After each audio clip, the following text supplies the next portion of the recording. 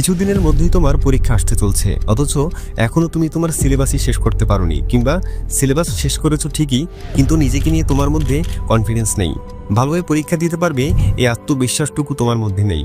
মাথা ভর্তি টেনশন, বারবার শুধু এটাই মনে হচ্ছে যে আমি পারবো তো।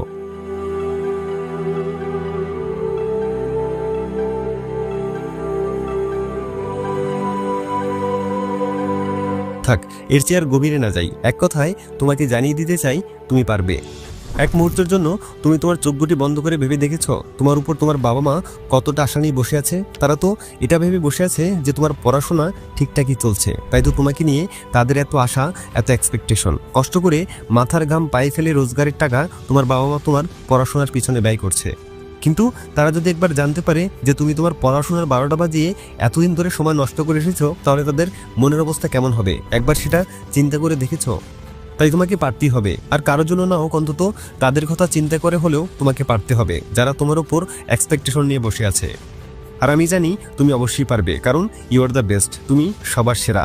সবকিছুতে তুমি বাকি সবার চেয়ে এগিয়ে যাওয়ার ক্ষমতা রাখো। আর আজ আমি তোমাকে এটাই জানাতে চলছি যে কিভাবে তুমি আসতে চলছে পরীক্ষায় একটি টপ ক্লাস রেজাল্ট করতে পারবে, কিভাবে এতদিনে নষ্ট করার সময়ের বিপরীতে নিজের পড়াশোনাকে আবার আগের মতো গুছিয়ে তুলতে পারবে। তোমাকে বেশি কিছু করতে হবে না, শুধুমাত্র ধৈর্য ধরে আজকের এই ভিডিওটা না টেনে শেষ পর্যন্ত দেখতে থাকো। তো চলো শুরু করা যাক। তোমার প্রথম কাজ, এখনই ভিডিওটি পজ করে ফোনের ক্যালেন্ডারে অ্যাপ্লিকেশনে প্রবেশ করো। তারপর হিসাব করো যে তোমার পরীক্ষা শুরুতে আর কদিন বাকি আছে। কি হিসাব করা শেষ হলো?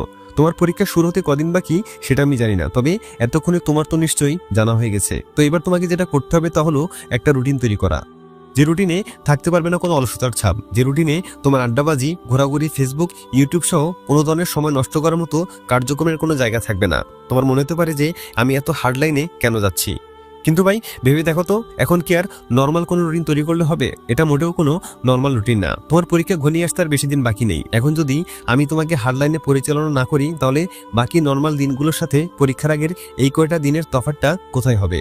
তাই এই কয়টা দিন অলসের মতো সারাদিন বিছানায় শুয়ে থাকার অভ্যাসটা বাদ দিতে হবে ঘন্টার পর ঘন্টা মোবাইল চালানো থেকে। সূর্যোদয়ের সাথে সাথে তোমাকেও নিজের বিছানা থেকে উদয় হতে হবে, তারপর যাবতীয় সকল কাজ শেষ করে পড়তে বসতে হবে।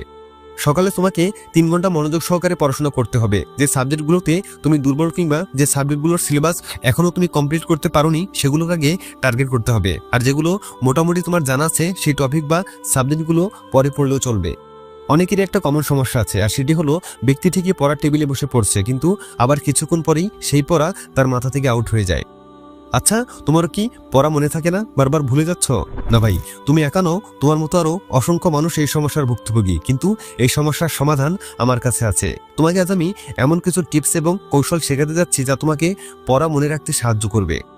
কৌশলগুলো হলো, শুধু চোখ বুলে যাওয়ার বদলে প্রতিটি বাক্য বুঝে পড়ো। গুরুত্বপূর্ণ পয়েন্টগুলো হাইলাইট করে রাখো বা নোট করে রাখো। একটি পড়াকে বারবার পুনরাবৃত্তি করো। যত বেশি পুনরাবৃত্তি করবে তত বেশি মনে থাকবে। 1 দিন পর, 7 দিন পর এবং 30 দিন পর পড়া রিভাইজ করার চেষ্টা করো। নতুন জিনিসকে পুরনো জিনিসের সঙ্গে যুক্ত করো। যেমন একটি নতুন তথ্যকে তোমার পরিচিত কোনো ঘটনার সাথে কানেক্ট করো। একটির সাথে অন্যটি তুলনা করে দেখো। এটাও তোমাকে খুব সহজে যে কোনো কিছু মনে রাখতে সাহায্য করবে। ভিজুয়ালাইজেশন করতে হবে। পড়ার সময় বিষয়বস্তু কল্পনা করার চেষ্টা করো। ছবি আঁকো বা ডায়াগ্রাম তৈরি করো। এগুলোর পাশাপাশি মস্তিষ্ককে শার্প এবং পড়া মনে রাখতে তোমাকে নিজের লাইফেও কিছু চেঞ্জ আনতে হবে। পড়া মনে রাখতে শুধু কৌশল নয়, সুস্থ জীবনযাপনও জরুরি। পড়া মনে রাখার জন্য ঘুম অত্যন্ত গুরুত্বপূর্ণ। রাতে 6 থেকে 8 ঘন্টা ঘুম নিশ্চিত করতে হবে। ফল, সবজি, বাদাম জাতীয় খাবার খেতে হবে, কারণ এগুলো স্মৃতিশক্তি বাড়াতে সাহায্য করে। টানা অনেকক্ষণ পড়ার বদলে 25 থেকে 30 মিনিট পর 5 মিনিটের বিরতি নাও। এটি ব্রেনকে রিফ্রেশ করবে। চাইলে 40 মিনিট রুলসে অ্যাপ্লাই করতে পারো। বন্ধুরা, পড়া মনে রাখা একটি অভ্যাস, এটি কোনো মিরাক্কেল নয়, বরং নিয়মিত চর্চা। তুমি যদি পরিশ্রম করো, তোমার ব্রেন অবশ্যই তোমাকে সেটার প্রতিদান দিবে। প্রতিটি ভুল তোমাকে নতুন কিছু শেখাবে। ভুলে যাওয়া মানে ব্যর্থতা নয়। যখন তোমার পরিবার, আত্মীয় স্বজন, বন্ধু বান্ধব, ক্লাসমেট, শিক্ষক কিংবা পুরো পৃথিবীর সবাই তোমার উপর নিজেদের বিশ্বাস আর রাখতে পারবে না, যখন তারা সবাই এটা ভাবতে শুরু করবে যে তোমার দ্বারা হবে না, তখন তুমি লাইফে যে কামব্যাকটা দিবে সেটাই হবে তোমার লাইফের সেরা একটি কামব্যাক। সবাই পুরো নিস্তব্ধ, কারো মুখে কোনো কথা নেই। চোখ দুটো এমন থাকবে যেন দেখে মনে হবে চোখের সামনে তারা কোনো স্বপ্ন দেখছে। কেউ বিশ্বাসই করতে চাইবে না যে এটা তুমি। কেউ মানতে পারবে না যে তুমি এভাবে ফিরে এসেছো, তা আবার নিজের বেস্ট ভার্সনটা নিয়ে। যেখানে সবাই আগে থেকে হিসাব করতো যে তুমি কয়টা বিষয় ফেল করতে চলছো, তারা তখন এইটা হিসাব করবে যে তুমি তোমার উপরে থাকা কজন ব্রিলিয়েন্ট স্টুডেন্টকে টপকে উপরে উঠে গিয়েছো। তুমি চাইলে সবই করতে পারো, যা শুধু নিজের সবটুকু দিয়ে চেষ্টা করতে হবে। বইয়ের একটি পাতা উল্টানোর সাথে সাথে তুমি তোমার লক্ষ্যের দিকে এক ধাপ এগিয়ে যাচ্ছ। এই ধরনের মেন্টালিটি নিয়ে পড়াশোনা করতে হবে। বাকিরা কতক্ষণ পড়ছে, কে কোন চ্যাপ্টার আছে, কে কার কাছে প্রাইভেট পড়ছে, কার কয়টা প্রাইভেট আছে পরীক্ষায়, কার পাশে কার সিট পড়েছে, এগুলো নিয়ে ভাবা মানে সময় নষ্ট করা ছাড়া আর কিছুই না। যদি তুমি পরীক্ষায় ভালো করতে না পারো, তাহলে ঠিকই তোমাকে কথা শোনার মানুষের অভাব হবে না। কেউ তোমাকে খোঁচা মেরে কথা বলবে, আবার কেউ কেউ তোমার সাথে সান্ত্বনার খেলা খেলতে আসবে। সেই খেলায় লোক দেখানো কোনো এক ব্যক্তি হয়তো তোমার কাঁধে হাত রেখে বলবে, আচ্ছা থাক, কোনো ব্যাপার না।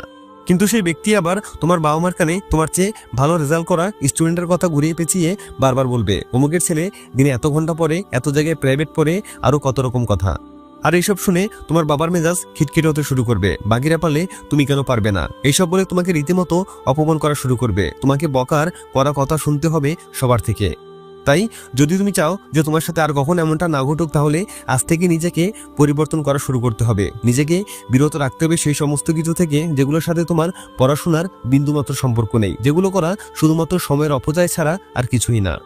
জাস্ট শুধু এই কয়টা দিন একটু কষ্ট তো করতে হবে, তা না হলে কখনোই তুমি একটি ভালো রেজাল্ট করতে পারবে না। So my dear brothers and sister, আত্মবিশ্বাস নিয়ে এখনই শুরু করে দাও। সকল ভয়কে জয় করার এখনই তো সময়।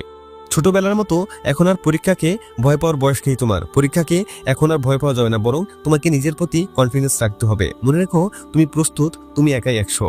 আমি পারবো না বা পরীক্ষা খারাপ হবে এমন নেতিবাচক চিন্তাগুলোকে দূরে সরিয়ে দাও। নিজেকে বলো, আমি পরিশ্রম করব, আমার সেরাটা দিয়ে আমি চেষ্টা করব। তোমার সামনে যে পরীক্ষা ঘনিয়ে আসছে তা কঠিন হতে পারে, কিন্তু মনে রেখো, রাত জেগে যারা পড়াশোনা করে তাদের জন্য সূর্য আলোকিত হবেই। তাই কঠোর পরিশ্রম করো এবং নিজের ফলাফল নিয়ে দুশ্চিন্তা করা বন্ধ করে দাও।